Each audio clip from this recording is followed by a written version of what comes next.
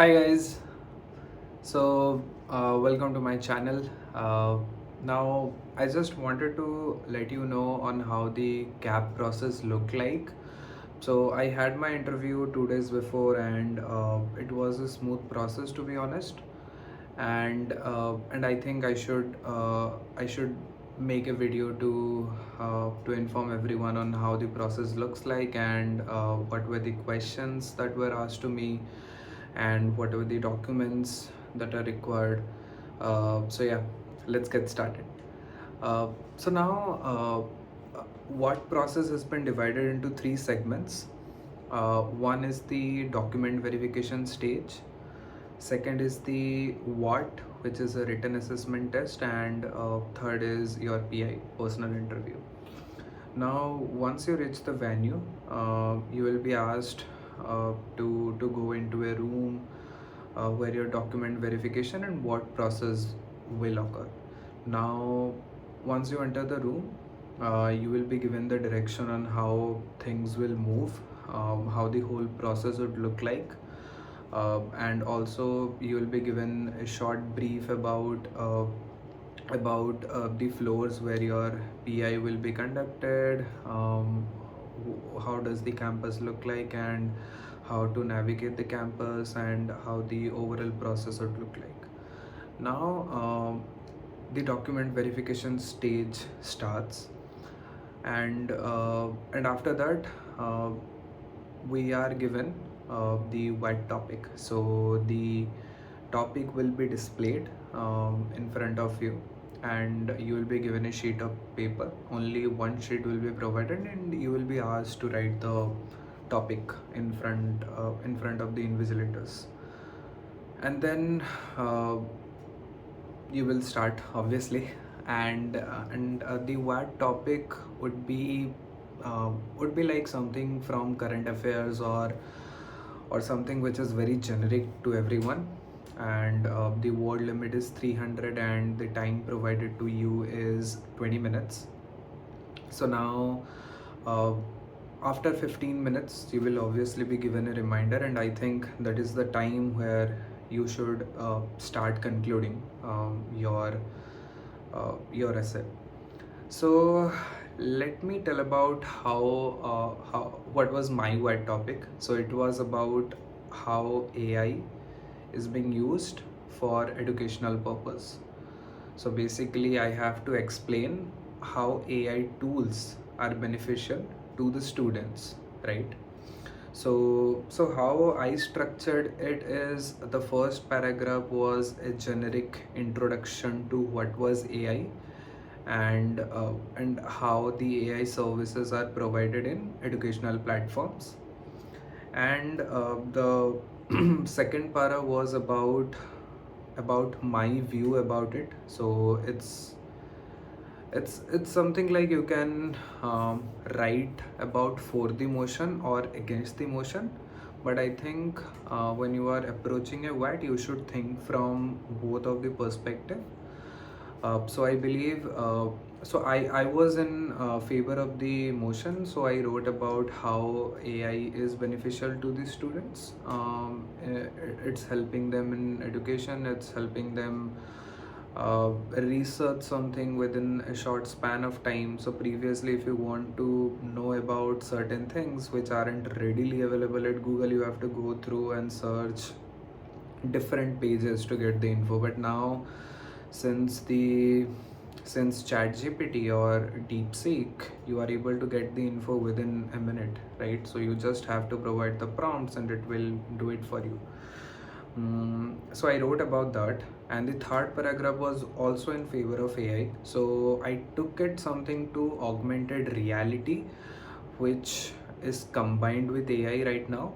So, for example, there are certain platforms where you can visit to historical monuments which are destroyed, which are not there, and it's basically a AR. It's a 3D view, which is AI generated. Okay, so I wrote about that as well. And in the fourth paragraph, I took a different view on how AI could be against of the current benefit that we are withdrawing from it.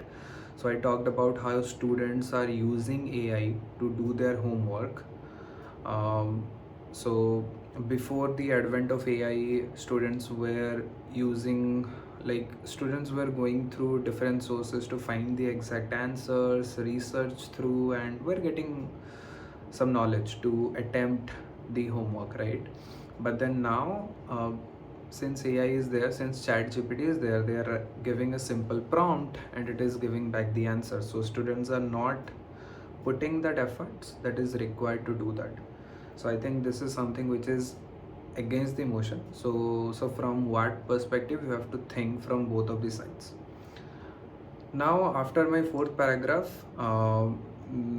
in fifth paragraph, I concluded, since there was a 300 limit word limitation, so I tried to keep it in 5 paragraphs, and in the conclusion, I told how AI is helping when used in a proper manner, and it shouldn't be a tool just to increase our comfort, but it should be a tool which will complement us, right? It should not be decreasing our skill sets.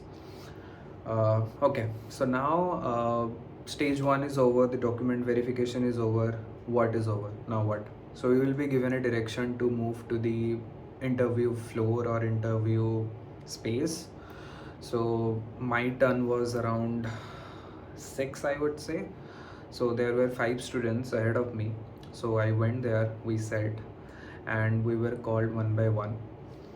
And also, when there were students coming out of the room, you can still go and ask them how their interview went, and maybe you can ask what were the questions that were asked to them. And fortunately for some, the question also repeated, so maybe you can google it out, or maybe you can ask someone else about the answer if you don't know. So yeah, so after that my turn came, and I went to room. So there were 2 panelists, one male and one female. And I would say, so before going into the question, for me the interview was quite chill. There was no grilling at all, and I felt quite positive after my interview. I'm thinking that I will convert all the cap IIMs, but let's see, hope for the best. So I'll just tell the questions that were asked to me. So I'll go by the male panelist and the female panelist. I'll just repeat the questions and you can note it down if you want. So the first question to me was about, tell me about yourself, the very generic question, but the most important question. So I started introducing about myself, but yeah, let me give you my profile. So I'm a gem, and also I have a work ex of 30 months, and I have a profile of 998, and also, what more? I think that's all. Yeah, my engineering background is computer science. So yeah. Okay, so after tell me about yourself, there were some follow-up questions like, so I'm a data engineer. So he asked me about what is the difference between AI and ML, which is a very basic question, I would say. So AI is a superset and ML is a subset of it. AI uses human intelligence to mimic humans, right? But ML is something where the data is fed to train the models, and it will basically predict or forecast the future things. And AI has the capability to generate new data, right? So I talked about that. Now, after that, there were some follow-up questions to that particular response of mine as well. So let me just see what were the question. So yeah, he asked me about why we are using AI and give some real life examples of it. Okay, so I talked about how we are using AI in our company to predict the CO2 emission from the factories. I don't want to disclose my company right now, but we are using ML models. We're using AI to predict the CO2 emissions from our factories all over the world, so that we can attain the net zero carbon emission by 2050. So that is something that I talked about. And then he also asked me about what were the limitations of AI currently, and and and basically my response was that AI can't replace humans. AI is able to generate new content, but then AI is biased because of the data set which is provided to AI. So I gave an example of how if you want to generate a left-handed person, image of a left-handed person, if you give that prompt to AI will generate a right-handed person. So it's because of the biasness in the data that is provided to AI. So there are maybe in the 1,000 data sets that were provided to the ML model for the training, 990 were about right-handed person and 10 were just about left-handed. So this is the biasness. Okay, so I talked about that limitation and how AI is being helpful in the decision making, but sometimes it doesn't have the industry knowledge for that specific org, for or it doesn't have the understanding of the problem statement, so it might provide different answers to your prompts, right? So that is what I talked about. So after this, the follow-up question was, is AI useless? So I told no, it is not. It is rather there to complement us, and in future it will still grow when more and more data will be fed. But right now it's not useless. It's of great use. It can save a lot of time. And also I spoke about other benefits of AI, how AI is being helpful in our day-to-day work, how I am using AI, right? And also I talked about how I used AI to prepare for my interview, the very interview that I was sitting, how I used AI. So the follow-up question was, did AI provide you the right set of question that will be asked? I told no, but then it will provide you a framework of what the questions could look like. So so that gives you a roadmap of what needs to be prepared by you when you walk into an interview. So yeah, that's about that. And then the interview switched gears a little bit. I was asked about what is OOPS concept, which I'm pretty sure you would all know, that is object oriented programming, and there are four pillars of it, which is abstraction, encapsulation, polymorphism, and inheritance. And you could explain, so I explained that. And then he asked me about what tech stacks do I use as a data engineer. So I talked about how we are using Django and Flask web frameworks to develop some web applications which caters to showing the data in UI, and how we are using Databricks, which is a data lake house. So I talked about all of the tech stacks that we are using. And at the very last, I was asked a GK question about who is the IT minister. Fortunately, I knew about that, which is Ashwini Vaishnav. So yeah, that's from the male panelist. Now let's go to female panelist. And this is quite surprising, but the female panelist was sitting there to ask you maths question, cons question, and she won't ask you about arithmetic and algebra because, or geometry, because everyone would be familiar with it. So she remembered my example to AI and ML. So she asked me that you told about superset and subset, so can you define both of this? So I talked about what these two means with examples. Now she asked me how to find the union of two sets. Okay, she asked me about the formula and also what is an universal set. So I talked about how a real number could act as an universal set for rational and irrational numbers. Now universal set will also depend on the context, so don't think that real numbers could be an universal set for every number, but it could be an universal set for rational and irrational numbers. Okay, now she also gave me two sets, and she gave me the elements of those two sets and asked me to find the union of it. Sorry, she did not provide me the elements, but she asked me to find the union of two sets. So then she asked me what more data I would need to provide the answer. Now I told her that I need the intersection, elements, right? What are the common elements that are present in both of the sets? And she was quite satisfied with my answer. So it was kind of a data sufficiency question. Now, she switched a gear a little bit. She asked me questions on PNC, and it was pretty much basic. So she asked me there are 5 objects, and I need to select 10 objects out of it. So how do you do it? So I told 10C5, it's easy, right? And she asked me about what's the formula. So it's 10 factorial by 5 factorial into 5 factorial, right? Then she asked me about how can you select 5 objects from 10 if you are replacing that object after you select one, right?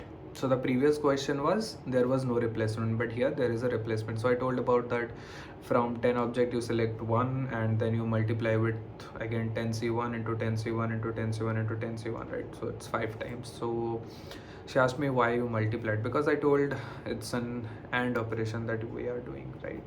So for AND we multiply, for OR it is addition. So simple. Now she also asked me which is the oldest and newest IIM. I was little bit confused, and I wasn't even sure about the answer, but anyhow I gave the answer. So the oldest IIM that I gave was IIM Ahmedabad, which is wrong. That is IIM Cal. And the newest IIM is IIM Jammu, which I fortunately gave the right answer to. And then she asked me which states doesn't have IIMs. So I told all the northeastern state doesn't have IIMs. So Manipur, Nagaland, you can talk about that. So yeah, that's about my interview. So it was pretty chill, I would say. And I would suggest to prepare your quants and not just algebra, arithmetic, geometry, because they won't go to it. Just prepare probability, PNC, statistics, and also set theory. They may ask anything, and the previous students, those were there who gave the interview before me, I was talking to them, I found that everyone was asked once questions, and those were not related to arithmetic, algebra, or geometry. So try to revise those. Some of them were also asked about differentiation. So engineers, high alert for you. Study the formula for differentiation and integration. And also for computer science engineers, try to study basics of Java, OPS concept, and AIML, which is trending right now.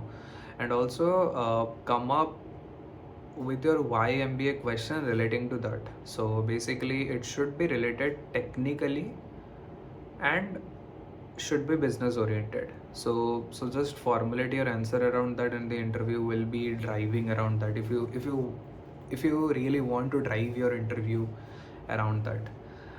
So yeah, that's all about my interview experience. And I will come up with other videos. I will also come up with other interview experiences in other colleges as well. By the way, my venue was Kolkata. So yeah, hope to see you soon. Thank you. All the best for your interview journey, and see you next. Bye bye.